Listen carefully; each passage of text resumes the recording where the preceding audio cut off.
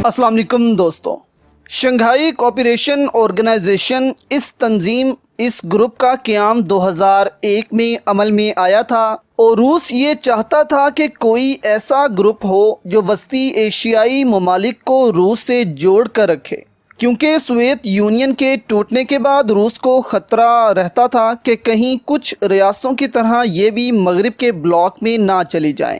اسی لیے یہ سیکیورٹی بلاک بنایا گیا اور اس میں 2001 میں چین، روس اور وسطی ایشیائی ممالک شامل ہوئے۔ اس گروپ کی مقبولیت میں اور اضافہ کرنے کے لیے پاکستان اور بھارت کو ایک ساتھ اس کی مستقل رکنیت دے دی گئی۔ پہلے دونوں ممالک آبزرور کے طور پر بھی اس گروپ میں شامل تھے۔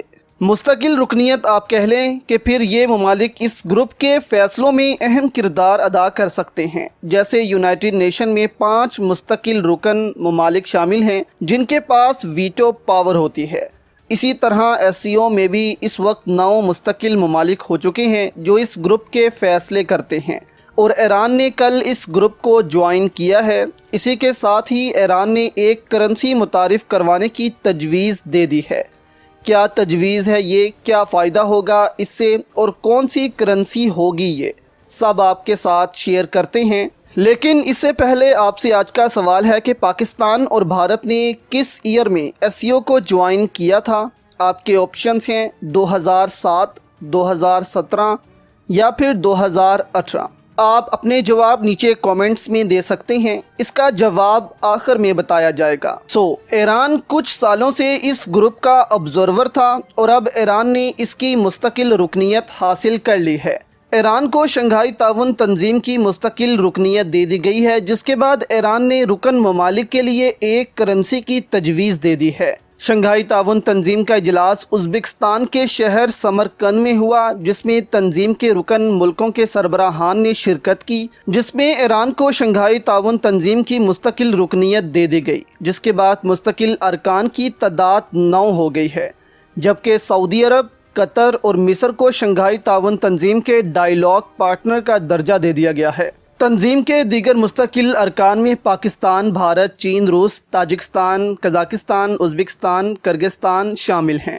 ایرانی وزیر خارجہ حسین امیر عبدالحیان نے تصدیق کی اور کہا کہ ایران نے ازبکستان میں شنگھائی تعاون تنظیم کے سیکرٹری جنرل کے ہمراہ تنظیم کی رکنیت کے میمورنڈم پر دستخط کر دیے ہیں اور مستقل رکن بننے کے بعد ایک کرنسی کی تجویز بھی پیش کی ہے۔ ان کا کہنا تھا کہ شنگھائی تعاون تنظیم کا مستقل رکن بننے کے بعد ایران کے تعلقات کا دیگر ممالک سے ایک نئے دور کا آغاز ہوگا، جو تجارت، معیشت سمیت دیگر متعدد شعبوں میں تعاون کا باعث بنے گا۔ اب لوکل کرنسی کی بات کی جائے تو اس کی گونج بہت عرصے سے سنائی دی جا رہی ہے۔ روس بھی اس پر بات کرتا ہے، چین، ترکی بھی اس پر بات کرتے ہیں اور اب ایران بھی اس کی تجویز دے چکا ہے۔ آخر کیوں اتنی ضروری ہے یہ نئی کرنسی، خاص کر ایشین ممالک کے لیے؟ دیکھیں، امریکہ کا ڈالر اس وقت دنیا میں سب سے مضبوط کرنسی شمار ہوتا ہے اور ہر ملک اپنے ریزروز کے لیے اس کرنسی کو استعمال کرتا ہے، اور امریکہ اس کا فائدہ اٹھاتا ہے، جس پر چاہے پابندیاں لگا دیتا ہے اس کی کرنسی کے استعمال پر۔ اگر روس پر پابندی لگی ہے تو روس اب ڈالر دے کر کسی سے کوئی چیز نہیں لے سکے گا۔ اگر کوئی کمپنی روس کی مدد کرتی ہے تو اس پر بھی پابندی ہوگی۔ اس لیے کمپنیز بھی یہاں پر ڈر جاتی ہیں کسی بھی ملک میں سینکشنز کے بعد۔ اسی لیے روس، چین سر توڑ کوشش کر رہے ہیں کہ کسی طرح ایک نیا ورلڈ آرڈر پیش کر دیا جائے دنیا میں، اور ایسے ممالک کو ساتھ ملایا جائے جو امریکہ سے ڈرے نہ۔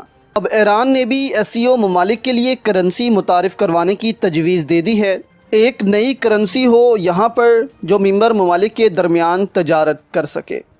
ایک نئی کرنسی ہو جہاں پر ہر ممبر ممالک اس کرنسی کو استعمال کر کے ممبر ممالک کے ساتھ ہی تجارت کر سکے۔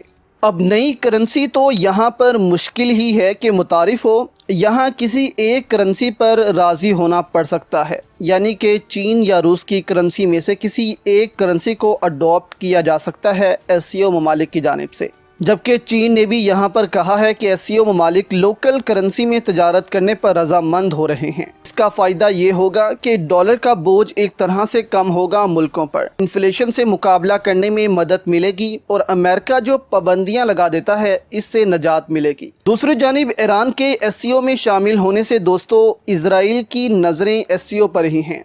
इजराइल ने ये खबर ब्रेकिंग के तौर पर लगाई है कि ईरान ने एससीओ में शमूलियत इख्तियार कर ली है और अब दुनिया के एक ताकतवर ग्रुप का हिस्सा है, और इसमें शामिल होने का मतलब भी यही है कि ईरान के साथ बाकी मेंबर ममालिक अब खड़े हैं।